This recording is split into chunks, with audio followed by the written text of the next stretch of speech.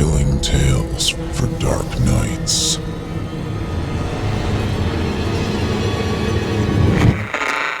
Want to make sure you never miss a Chilling Tales for Dark Nights video again? Be sure to subscribe and hit that bell to turn on notifications.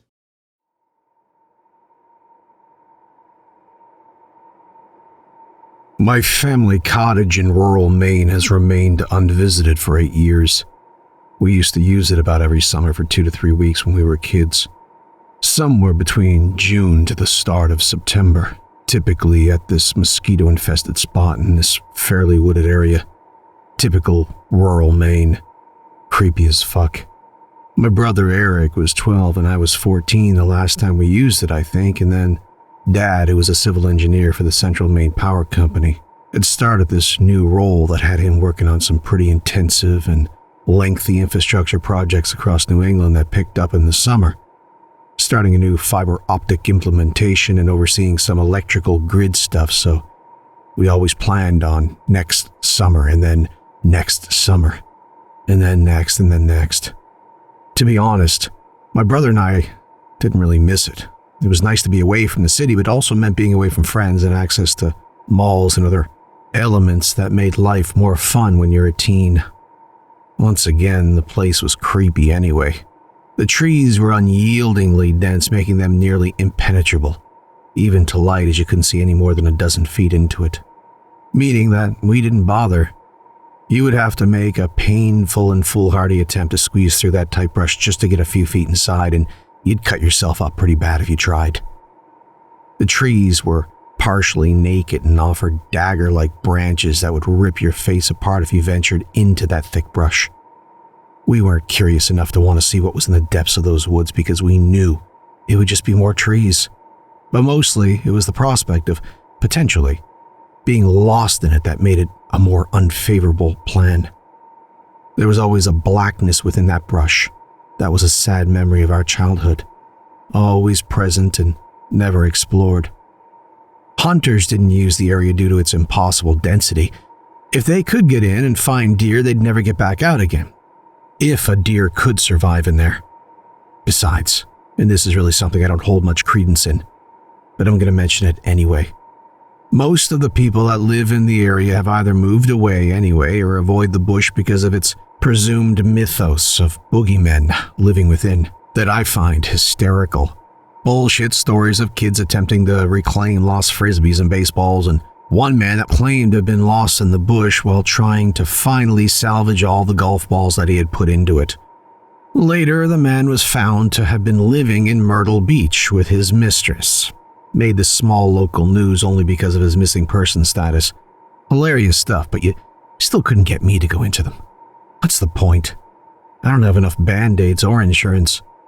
After my parents retired, I was 18 and I moved out on my own in Bangor for a short time, and they moved to Florida. I left university and thought I'd go back when I was ready. My brother lived in Boston, and I thought I'd join him, and now at 22, I just moved in with my girlfriend Emma in the south end of Beantown in a one-bedroom place. Boston suited me. My bro was just 4 streets away in a small studio apartment. Winters were great because the pizza ovens downstairs kept us in free heat, but the summers were unbearable. The mugginess that always persisted near the ocean, combined with those same unrelenting pizza heats pushing us into buying a dehumidifier and an aircon unit that sat in the window, although it did little to compete with the pep and cheese slices that flew out of the shop window below. We had still owned that place up north in Maine. The cottage had been abandoned for years, but once a year, a local community handyman named Edward, that my dad paid $100 to annually, mowed the grass around it, sprayed down the exterior to keep the bugs from nesting, cobwebs from forming, and any other critters from calling it home. I suppose it was a general cleaning activity as well. Dad just couldn't sell it. He'd been pushing for the sale for the past 5 years while it's been on the market. Nobody wanted it. And at this point, he was nearly ready to give it away. It had 2 bedrooms, one that was larger for my parents with an old TV, and one smaller for my brother and I that looked out onto the front driveway, and a little gully that trickled across the entrance under a small wooden bridge that we had to drive over, which was far better than the wall of forest that my parents had to endure as their one and only vista. There was nearly no reception for cell phone, and forget Wi-Fi. It was becoming ever increasingly swallowed up by nature, and this was the year that my dad was going to explain to Edward that this summer, there was no need for him to go ahead with the cleaning of the property, in that he'd just let it go. Unfortunately, Edward was not reachable. He lived alone, and as Dad told me, his phone rang and rang without an answer. Maybe he decided to take a holiday. Who knows? Met him a couple times on a drive up with Dad to deliver the checks for the work. Seemed like a nice guy. Mid-30s, did a lot of odd jobs around town. Didn't like working in these remote areas, he said, but money talks, and Dad paid him well enough. After the relentless humidity of the summer before, Emma was convinced that a cool, fresh country breeze would be a nice respite from the boiling surface of the sun that we currently inhabited. My brother was also convinced to come. It was so long since we had been to the cottage, we surely would not recognize it. Before it fell into complete ruin and collapsed to the ground, eventually, joining the forest, we thought we could have one last stay for old time's sake. One last bonding moment with our childhood summer home. When the time came and our long weekend arrived, the three of us packed up our sleeping bags because, beds or not, after 8 years we weren't getting into them, and then packed up our generator, charging stations, our phones, lots of food and water and beer, and then a Bluetooth speaker for some tunes. We packed into my 1992 Jeep Cherokee Laredo 5-speed 4x4, gifted to me by my parents when they moved, and then we started the 300-mile trek northwards. Our GPS would shit the bed about 50 miles before we reached the destination, but we knew the way. It was one stretch of Golden Road into that deep rural part, after Millinocket, and unless it was torn down, our names were there on the roadside on a wooden sign with a smiling beaver next to it. The Hawkesburys, our family name. We drew this beaver as kids, and to this day it made no sense and why a hawk would not have been more clever. We were stupid kids. Golden Road was a wall of forest on both sides, and it was clear to me why Stephen King would have had endless inspiration here in our home state. The furthest I had been and seen was New Brunswick and Nova Scotia, Canada on family vacations. Nova Scotia being especially beautiful even, admittedly, as kids. Maine was boring. It was home, but it was just boring. I poured myself into reading and watching horror movies as a kid, but I wanted to get out as soon as I could.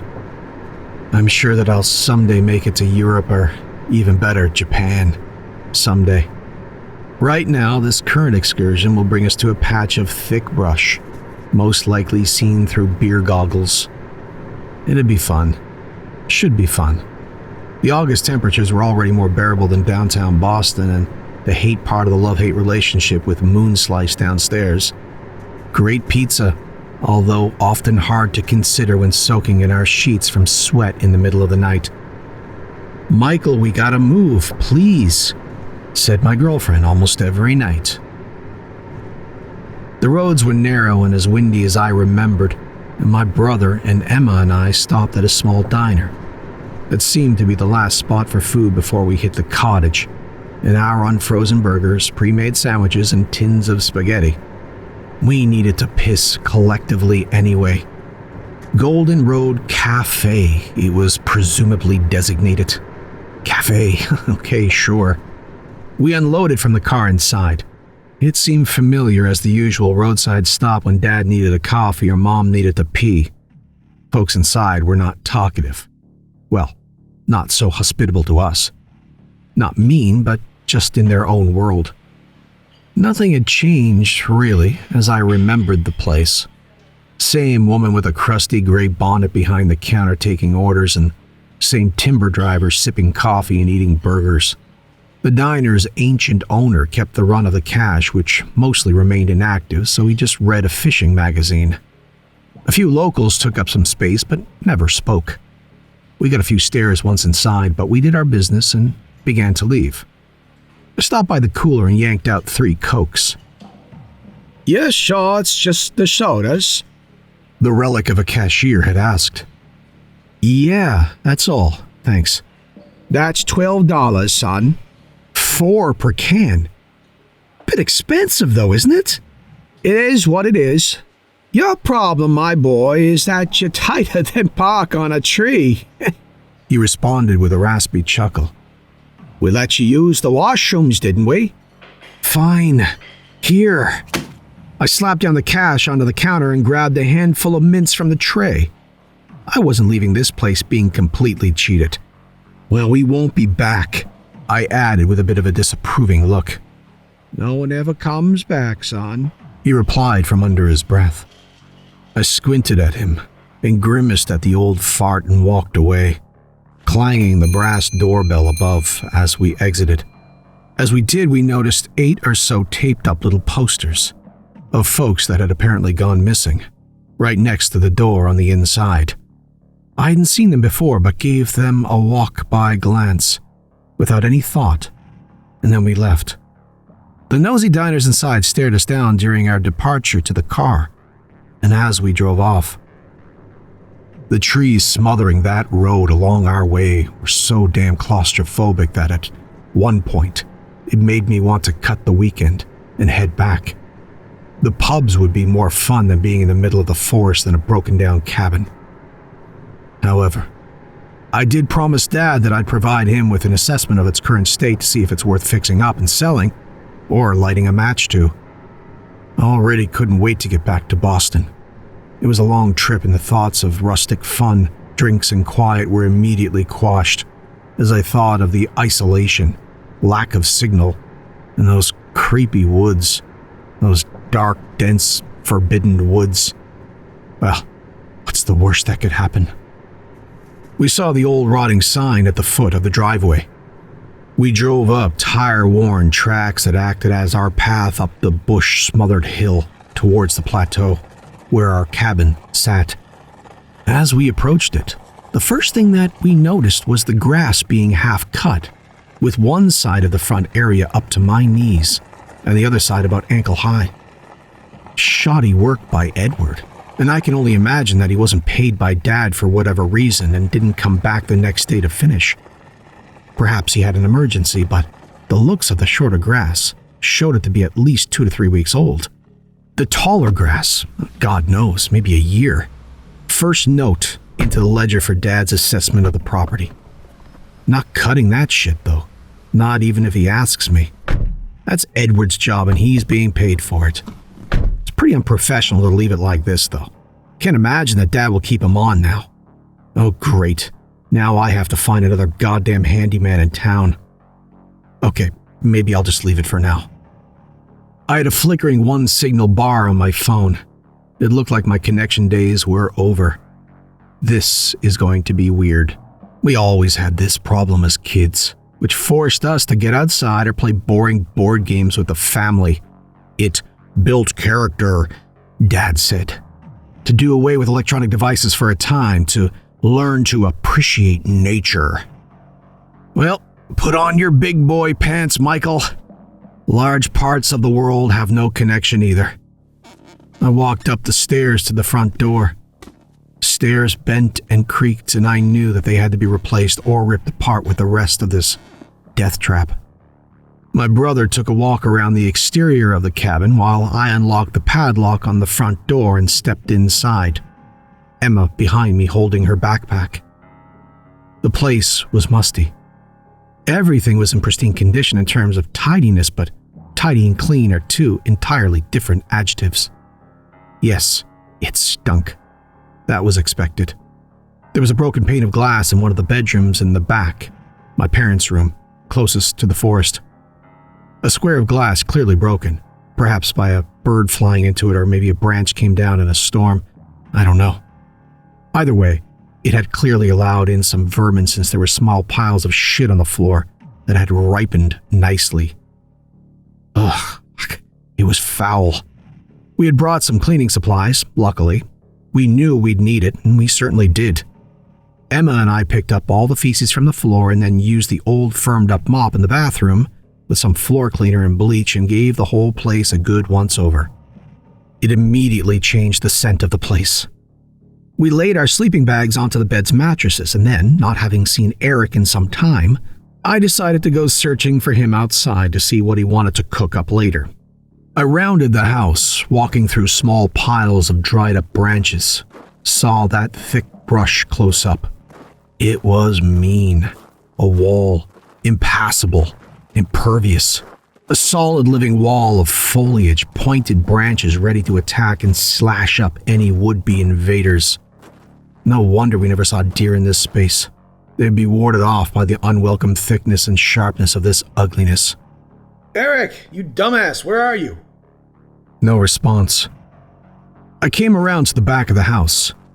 Eric sat, silently, on an overturned rusty wheelbarrow staring into the tree line. What do you think about that?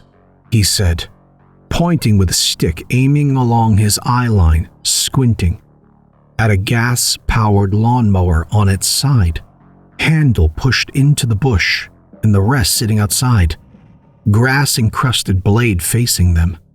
Dude, I was hollering at you. Why didn't you answer? I shouted. You think that's Edward's?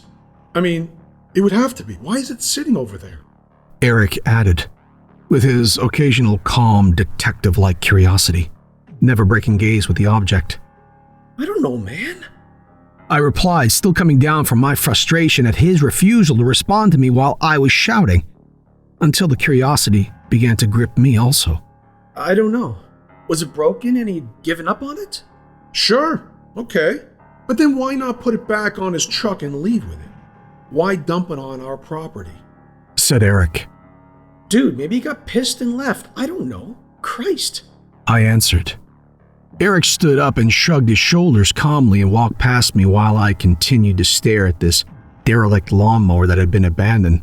Let's get a beer, he said as he went around the house, leaving me newly confused at this mystery. Strange. Really strange, actually. I couldn't understand the connection between the abandoned machine and the half-completed work, although clearly there was one. I moved back towards the front door around the house. To my left, inside that god-awful foliage, there was a sudden sharp movement that made me jump. A rustling of branches, like a quick, sudden getaway inside. I turned and there was nothing. I detected the residual vibration of a few leaves in one patch of brush, but I saw nothing. I know it was something. I didn't imagine the sound within this calm and silent environment. Come to think of it, where were the birds? I got inside, shut the door, and made a beeline for the thermos full of ice. I splashed my hand into the bin, pulled out a can, and opened it. I took a long swig, burped, and saw that Emma was just behind me on her knees, emptying her backpack. Oh, shit.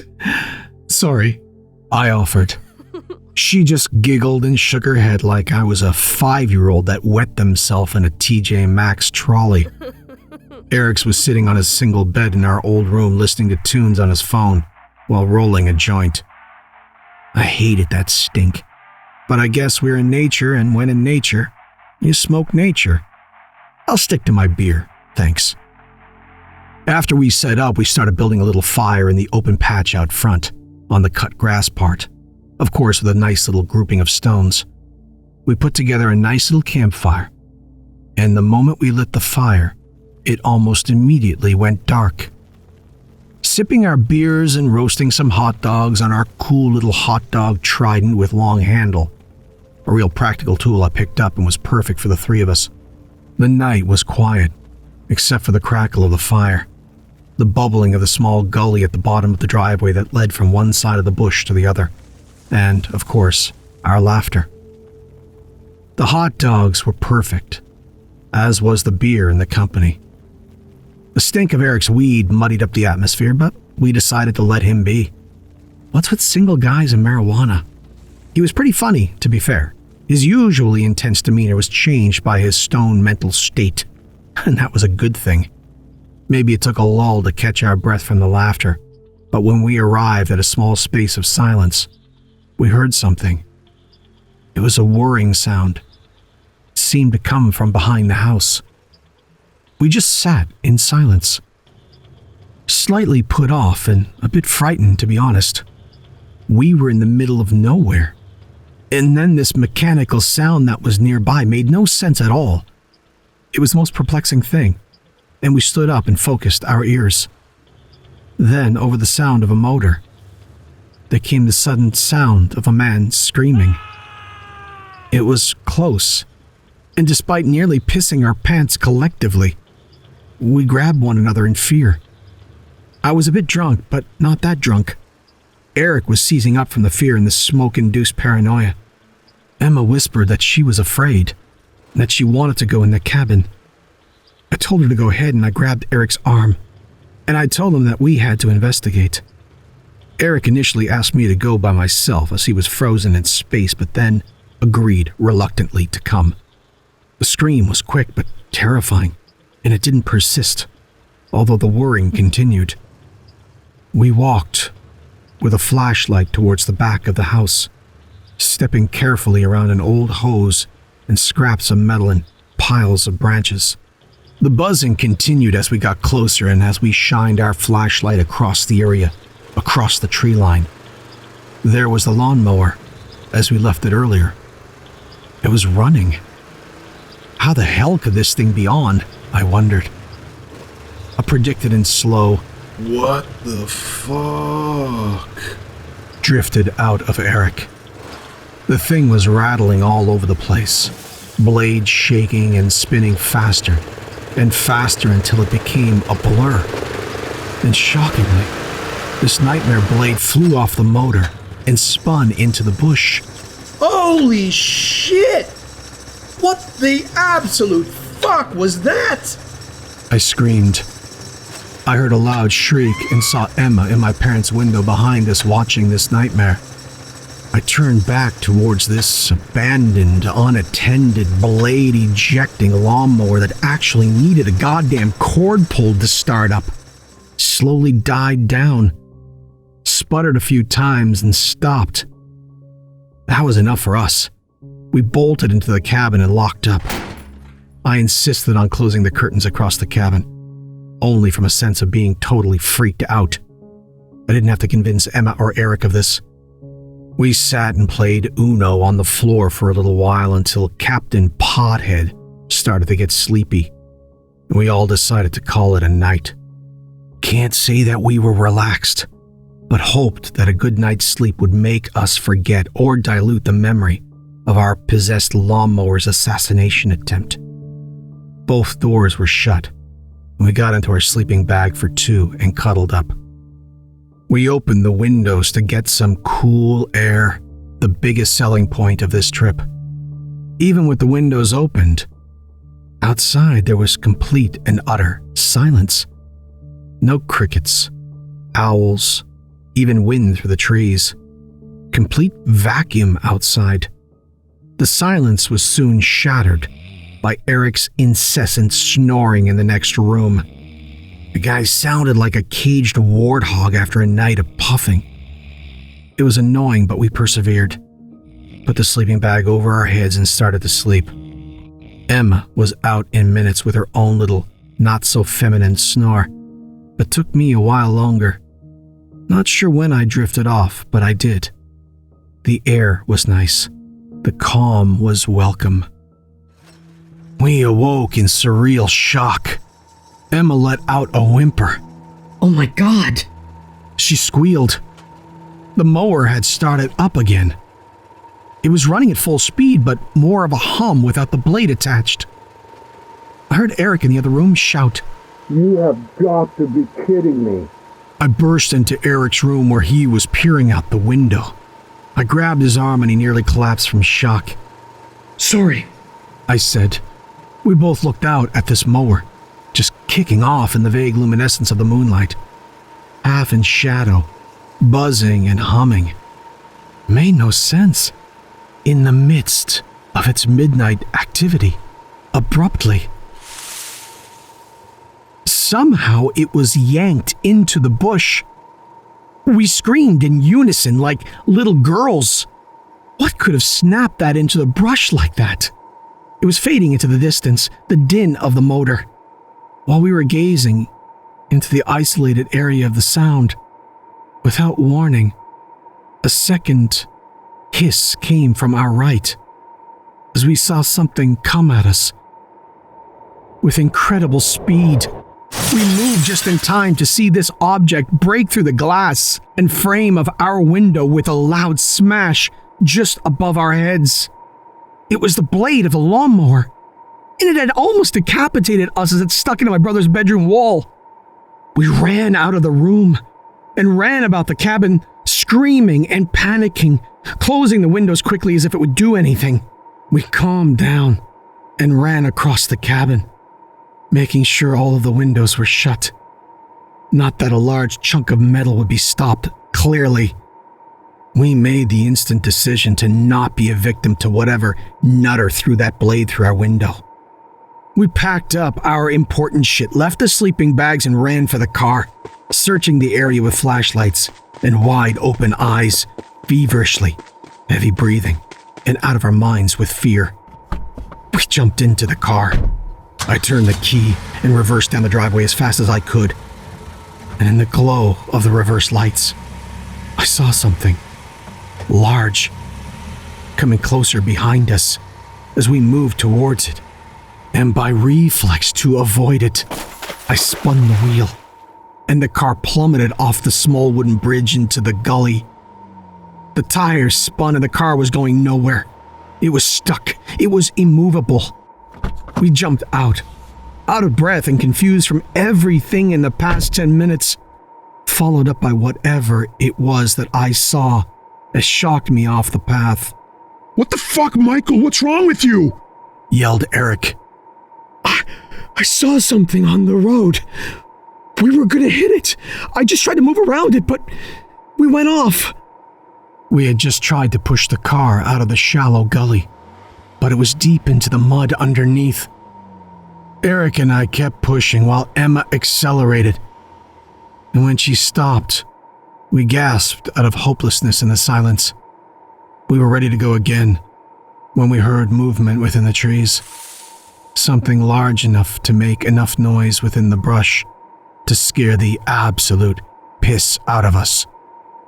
We stood up to listen, brandishing a tire iron with white-knuckled fists. Eric and I turned our heads towards the sound. Emma hadn't heard it in the car but was terrified by our obvious jolt of concern. We knew that this would take far longer than we could afford with whatever the fuck was happening right now, and we immediately decided to make a run back for the cabin and lock down and take care of this car in the morning. We were at our absolute limits of stress, and now this shit is going sideways in the brush, and there are things moving.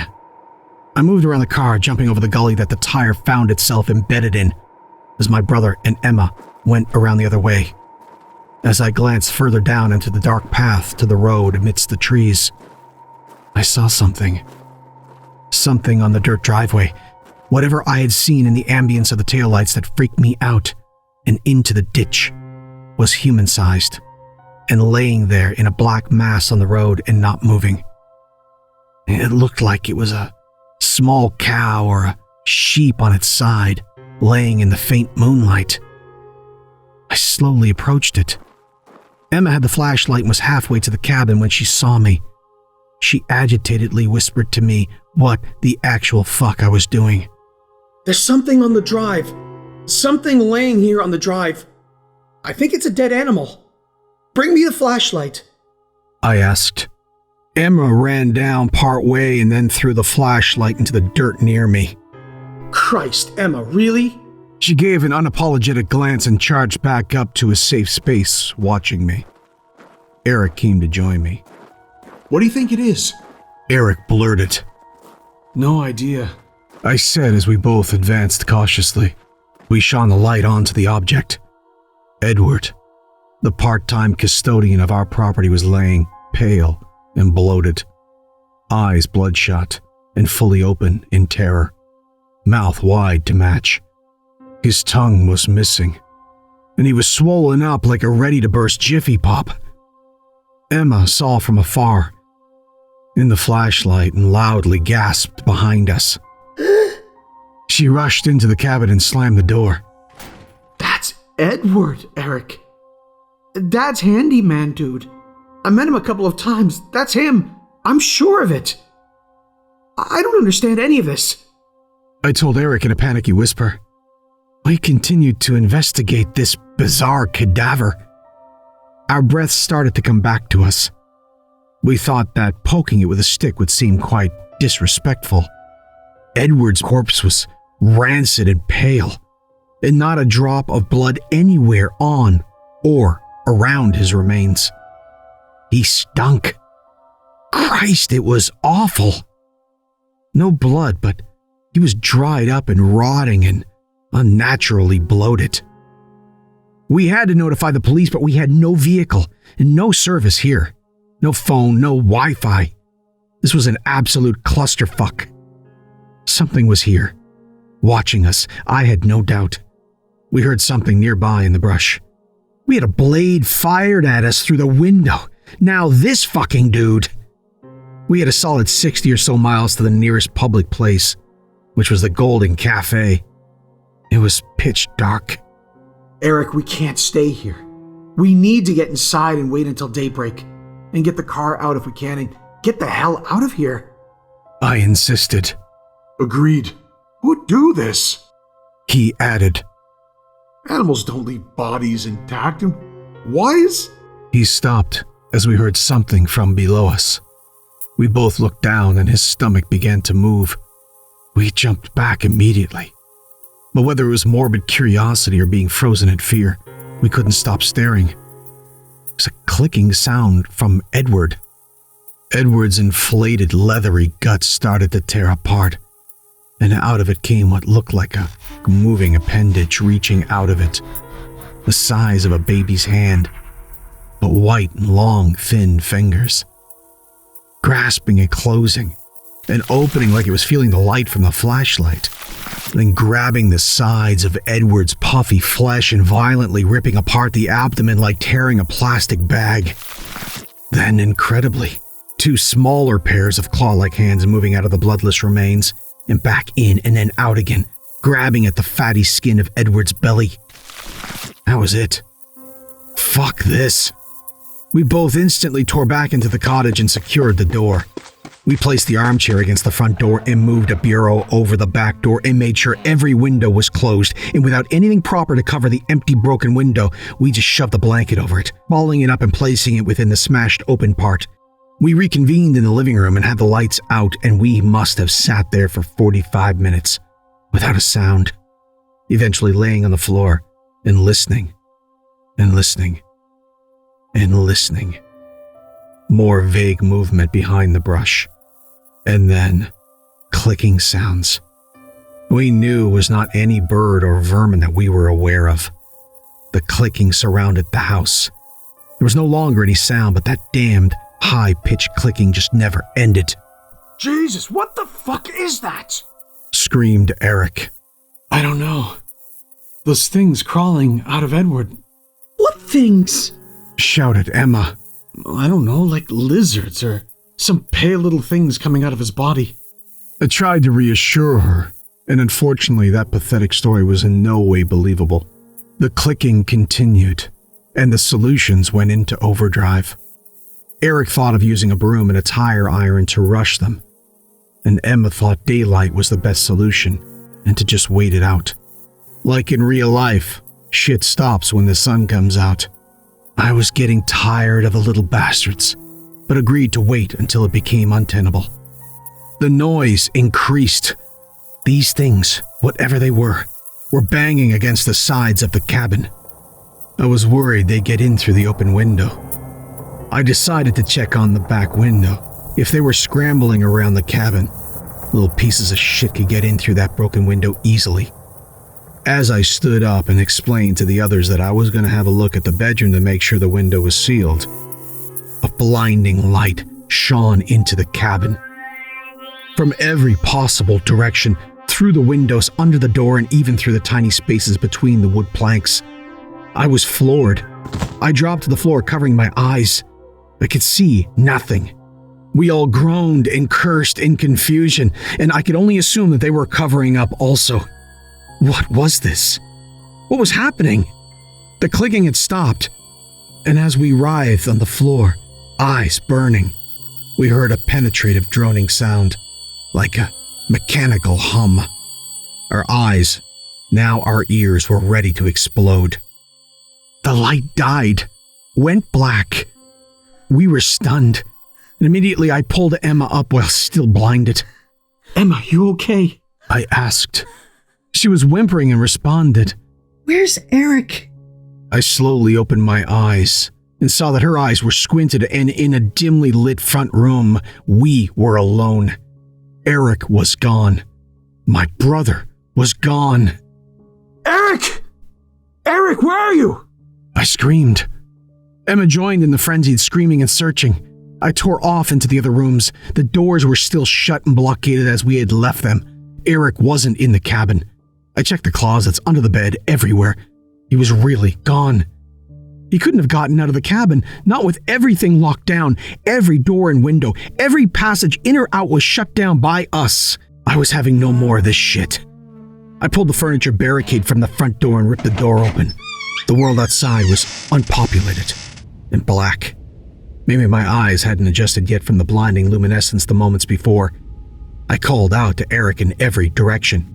Eric! Eric! Eric! Where are you? Eric! Nothing. No. Wait. From beyond the brush to my right, it was Eric's voice. Michael. In distress, but not hysterical. Was it my imagination? My ears were a bit fucked up from that pulsating tone, but I know Eric's voice. It was distant, but it was coming from the woods beyond. Why would he run out? Why would he run out into that shit? How the fuck did he get out of the cabin? I grabbed one of the flashlights from the cabin floor, and I rushed towards the tree line, and I stopped short of it. Pitch dark. Thin, sharp branches scratching my face as I pushed my head into the bush to listen. Eric moaning my name. It was him, but it wasn't Eric. He never sounded like this in all the years I've known him. Emma stood at the door calling to me. I couldn't see her well. My eyes still dim from the sudden flash of light that still pulses through my head, accompanied by that reverberating drone that shook the cabin. I sent the flashlight beam towards her. She covered her eyes like it pained her. I can't find Eric. I don't know where he is, Emma. Please go back inside. Shut the door. I need to look around some more. She agreed, sobbing, and went back inside. I heard the door shut and lock. I trained my light on the trees ahead, but I couldn't penetrate any more than 4 or 5 feet due to that compactness of those damn trees. Gray, withered, spiky, and unwelcoming. We never went beyond. It was so goddamn inhospitable, and couldn't understand how Mother Nature would create a space where no living thing could enter. A rabbit would be skewered after first hop. I still tried to squeeze in a little. This was also possible, but not without putting branches into your skin and risking your eyes. I pushed forward slightly, wincing from the sharp poking. It mostly hurt my scalp, like the trees were going for my head from top, pushing down. Then I saw a light, vaguely, from inside the thick bush as I pointed my flashlight down to my feet to see where I was stepping. I immediately switched off my flashlight to get a better view. I felt like I was seeing it, but I wasn't at the same time, but I know it was there. It seemed far, but I know I saw it. I pushed forward, squealing with pain. Face was being scratched to hell. I felt there was probably no way I wasn't leaving here without a bloodied face. What was that light? Eric! I called. Silence. Then my name again in a low moan. Michael. Eric! Is that you? Eric, I'm trying to come to you. Where are you? Can you see my light? Eric, answer me. Nothing. Silence. That fleeting roaming light in the distance was almost undetectable, Were it not for the pitch dark and all of my senses on overdrive, it was now gone. I continued to call out for Eric, and then the sudden realization that I was embedded in the blackness of the trees, alone. Me screaming out while we were being assaulted by machinery and played with. I needed to find my bro. I knew I couldn't let this go, but there was a point that, even though I had lost all my sense of threat from whoever it was that was stalking us, my brother was worth every risk. Then, I felt that I needed another approach, since the screaming wasn't working. I carefully backed out of the 2 or 3 short steps forward I had taken into that blackened, craggy, wooded torture chamber, and took a breath of cold air standing in the safety of the open ground. Watching the mist of my breath in its short journey exit my mouth, captured by vague moonlight, I stood, defeated so far, in this patch of unmowed grass, wondering about my brother. Not where he was as much as what made him leave us, and how through a barricaded-up cabin. It didn't matter. I was at an impasse. I needed to just hope that he would find his way back. His wails, though. Michael. Michael. They were disconcerting. I had to tend to Emma. I couldn't leave her alone. I'll burn all the shit down soon enough. This evil piece of shit brush. Good for nothing. I gave one last look, peering as deeply as possible into the murkiness of that wood. Splashes of cold gray against the gloom of black nothingness. Nothingness where my brother was, if I could believe the distant sounds. Time for soothing Emma, explaining to her anything that I understand at this moment. The groundkeeper's jiffy-popping creepy crawlies. The clicking around the cabin, the pulsating acoustic drone, and a dazzling bright light beyond anything I'd experienced, like forcing a sunbed bulb into my eyes. How could I string any of this together? How could I connect it to my brother's disappearance? The vanishing of him before our tightly closed eyes. I knocked on the door. Emma peered through the curtained glass slat in the door, unlocked it, and let me in. I hugged her and asked her if she was okay. She let out a whimper and immediately pushed me to provide news on Eric. I had none, I told her. I didn't want to tell her that I thought I heard his voice because this would open up the discussion into too many questions. Too many questions that I couldn't even attempt to answer. We sat for an hour, chatting silently about the night, turning in circles, creating even more confusion, and then both decided, without ever speaking it, that we wouldn't discuss the insanity of the evening anymore. And we went on about moving to a new apartment when we get back, getting a puppy, and other unrelated items. However, in the back and front and sides of my brain was Eric, my only brother. We came here as 3 and we were leaving as 3.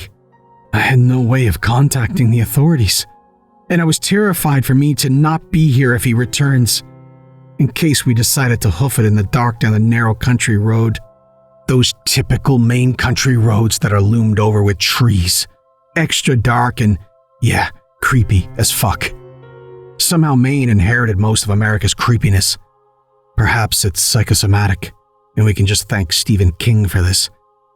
At some point, we had drifted off on the old dusty couch, leaning into each other, both snoring lightly, when a sharp sound woke me up. Emma remained dozed off. The fatigue of the night had hit her hardest. I maintained my position with Emma leaning into my shoulder. My neck was aching from the bent position it was in with no support, but my eyes were snapped wide open. The noise was just a noise. I couldn't define it, because like most noises that wake you, they are only recognized or defined once reoccurring, and it didn't reoccur. I stayed silent in the dark cabin, lit by only a small Coleman lamp in the corner of the room. I then saw the slightest shadow move across the drawn curtain.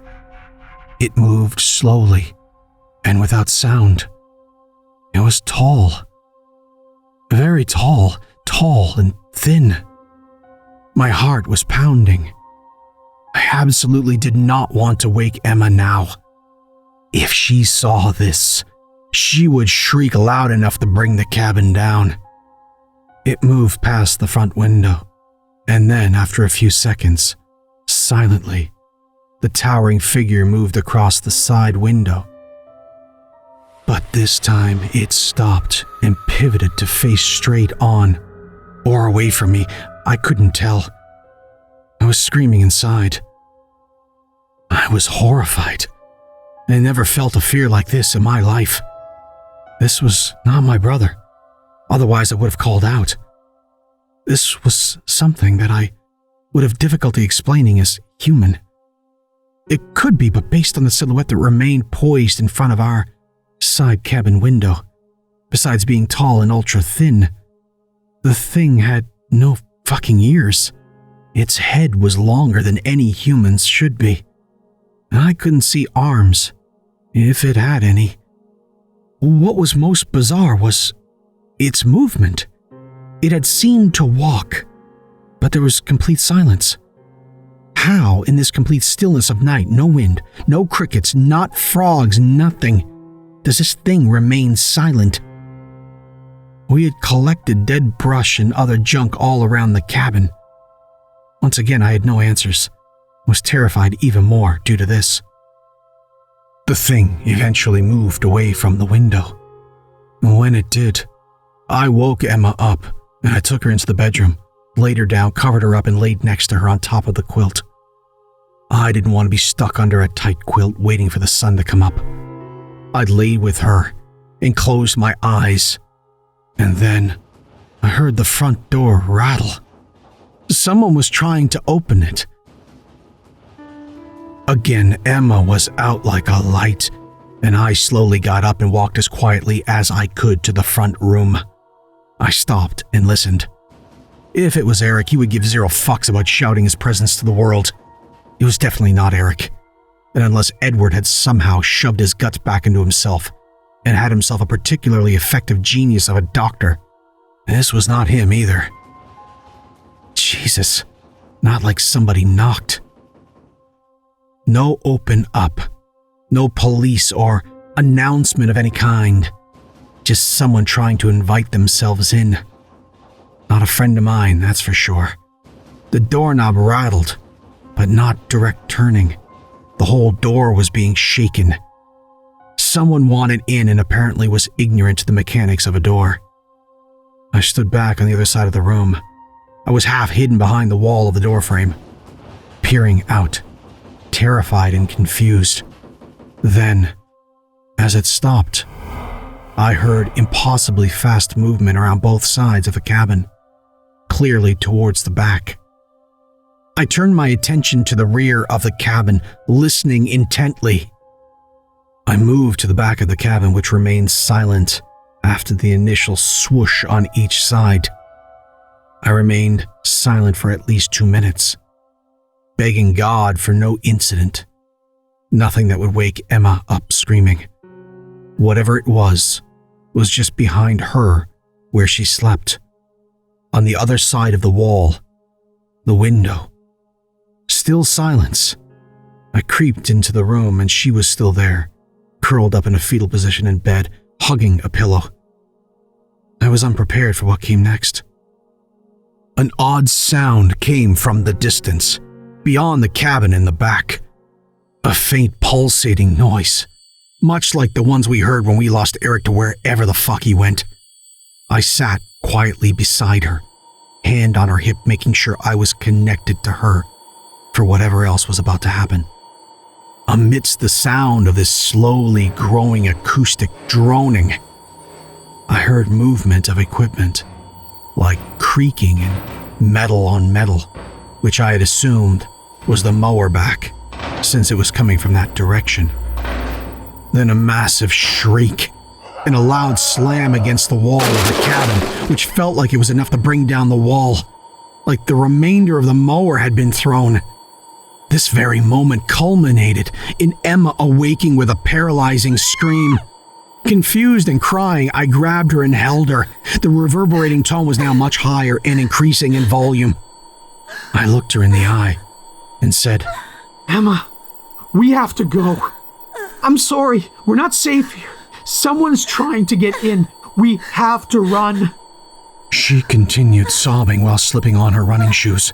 I gave her one last look and we tore off out of the cabin. We pulled the door open and made a beeline towards the dirty driveway down the hill, towards the main road. I still had one flashlight. We were using it to navigate our way. As we reached the edge of the gully, I turned back to take in whatever I could from the chaos that was enveloping us. A giant black shadow hovered in the sky beyond the cabin, creating an oblong, sharp silhouette against the night sky. Lights sporadically across it, bluish green, that were nearly perceptible without a squint and focus. The lights were rhythmic in their movements, and there was little doubt that this object in the sky, at least 1,000 feet or more in length, was the source of our trauma, and most certainly the source of the blinding lights and disorienting sound.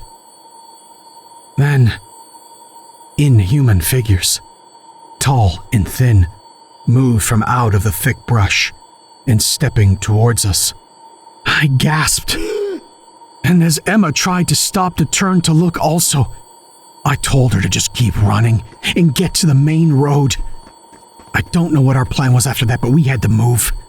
My flashlight beam caught the stain of Edward's recent resting spot on the road, but no cadaver.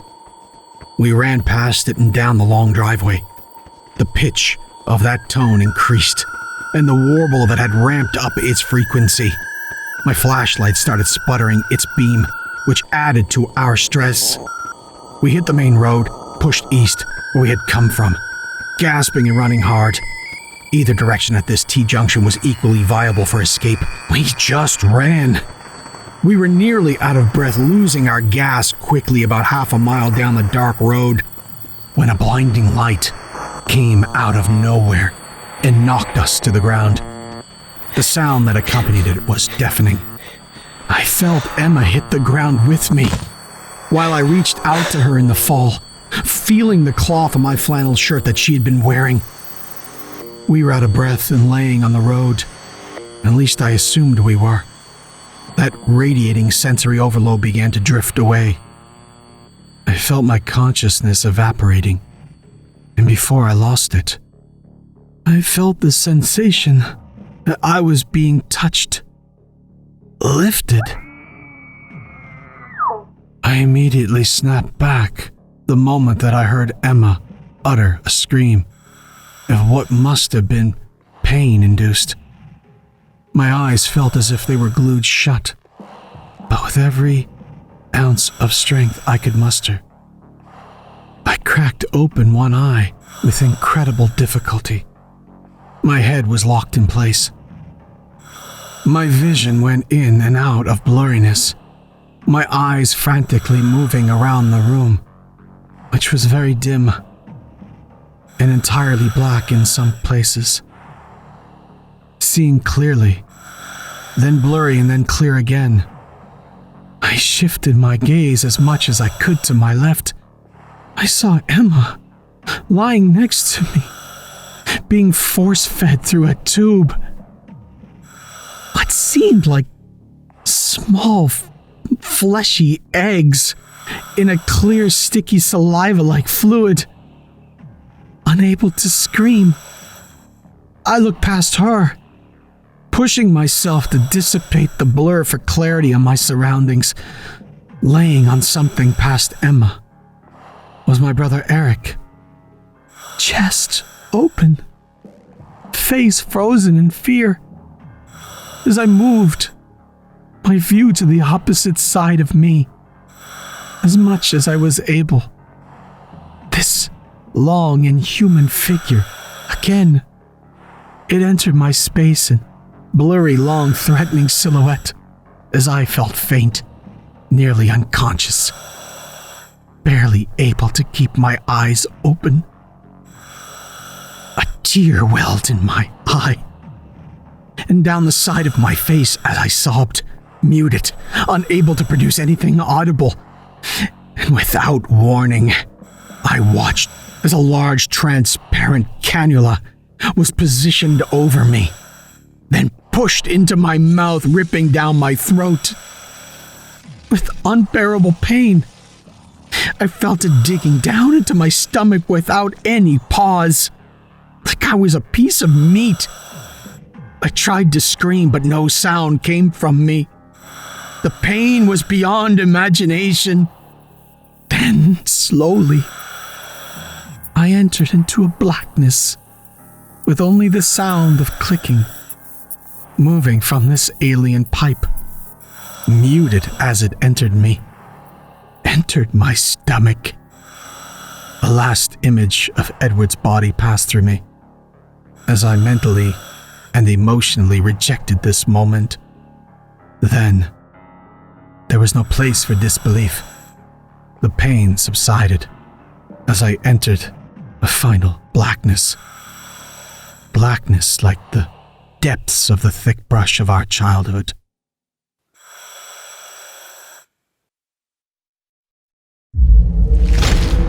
Chilling tales for dark nights.